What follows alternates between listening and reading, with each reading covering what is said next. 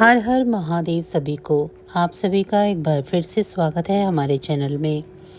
ओम श्री महालक्ष्मी नमः। आज माघशीर्ष यानी अगन मास का पहला गुरुवार है। आज दिनांक 6 नवंबर और आज से ही माँ लक्ष्मी के व्रत प्रारंभ हो रहे हैं। अगन मास के प्रत्येक गुरुवार को माँ लक्ष्मी जी की पूजा करके भक्त उपवास रखते हैं और इस दिन गोधूली मुहूर्त में पूजा करके कथा का श्रवण करते हैं। आज 6 नवंबर दिन गुरुवार को गोधूली मुहूर्त शाम 5:32 से 5:59 तक रहेगा। आप शाम की पूजा करके कथा का श्रवण कर सकते हैं। आज के इस वीडियो में हम आपको माँ लक्ष्मी जी की संपूर्ण कथा के बारे में बतलाएंगे। आइए आज की कथा का शुभारंभ करते हैं विघ्नहर्ता भगवान गणेश जी की कथा से। एक बार एक नगर में एक मालिन रहती थी। उसके पति का स्वर्गवास हो चुका था। उसका एक 4 साल का पुत्र था। उसकी सास बड़े कठोर हृदय की स्त्री थी। वह अपनी बहू को बहुत ही परेशान करती थी। एक दिन सास ने अपनी बहू और पोते को घर से निकाल दिया। वे दोनों रोते हुए चलते चलते एक जंगल में जा पहुँचे। वहाँ एक बड़े पेड़ के नीचे बैठ गए।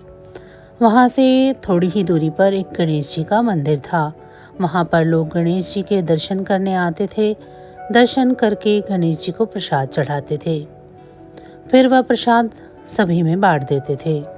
इसी प्रसाद से माँ बेटे का गुजारा होने लगा। अब दोनों गणेश जी की पूजा पाठ में लग गए। एक दिन उन्होंने सोचा क्यों ना हम भी जंगल से फूल लाकर बेचें। अब वे रोज जंगल में से फूल लाकर उसकी माला बनाकर बेचने लगे। साथ में पूजा की सामग्री और प्रसाद भी बेचते थे।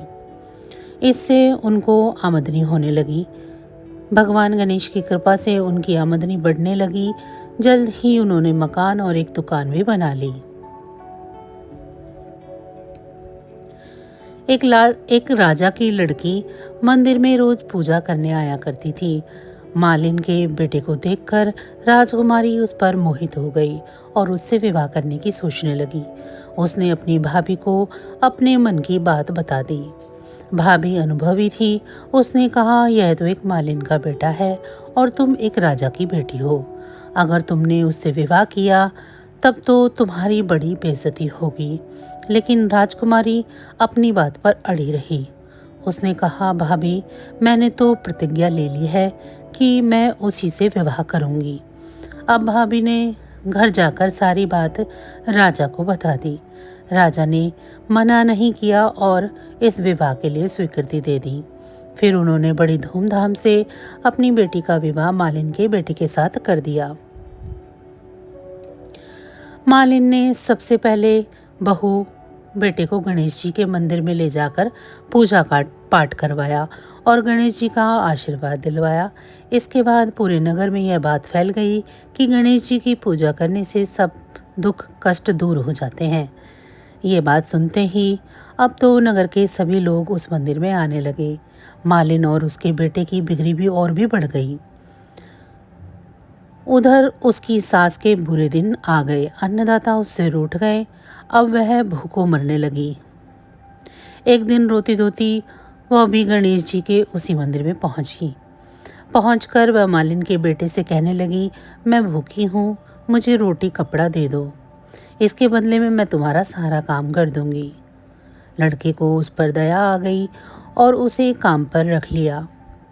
उसने अपनी दादी को पहचाना नहीं था। जब मालिन घर आई तो उसने अपनी सास को पहचान लिया।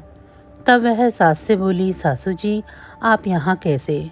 सास ने पोते की तरफ इशारा करके कहा कि मेरी इस सेठ के यहाँ नौकरी लग गई है। बहू कहने लगी, माँ जी, यह तो आपका ही पोता है और यह घर आपका ही घर है। यह दुकान भी आपकी ही है।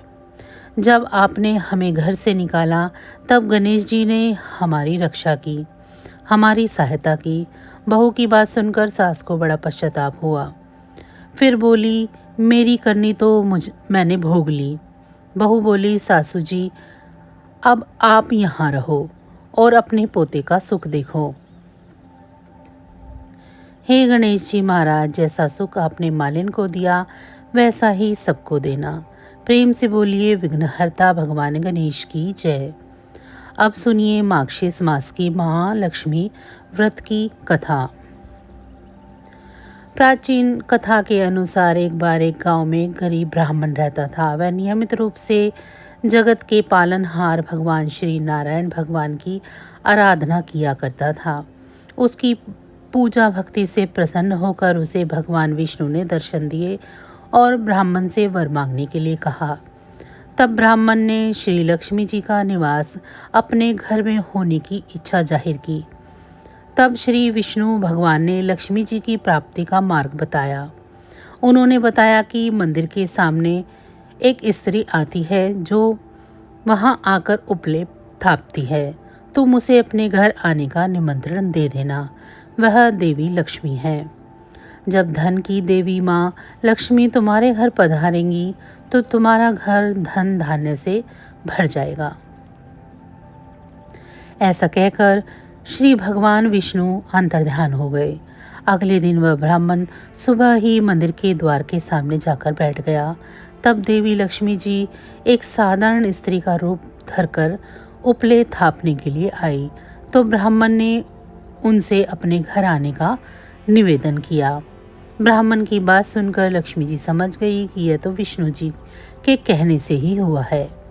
तब लक्ष्मी माता ने ब्राह्मण से कहा, मैं तुम्हारे घर चलूंगी, लेकिन इससे पहले तुम्हें महालक्ष्मी व्रत करना होगा।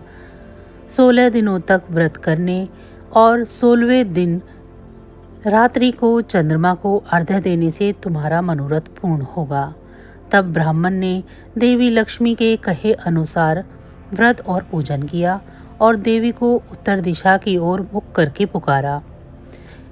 इसके बाद देवी लक्ष्मी ने अपना वचन पूरा किया। मान्यता है कि उसी दिन से इस व्रत की परंपरा शुरू हो गई।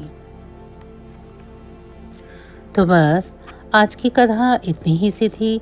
अगर आप सभी को हमारी ये कथा कहानी अच्छी लगी है तो वीडियो को लाइक करें। चैनल को अभी तक सब्सक्राइब नहीं किया है तो ऐसी ही और वीडियो के लिए चैनल को भी सब्सक्राइब कर लें। भगवान भोलेनाथ की कृपा दृष्टि आप सभी पर सदैव बरसती रहे। आप सभी का बहुत बहुत धन्यवाद।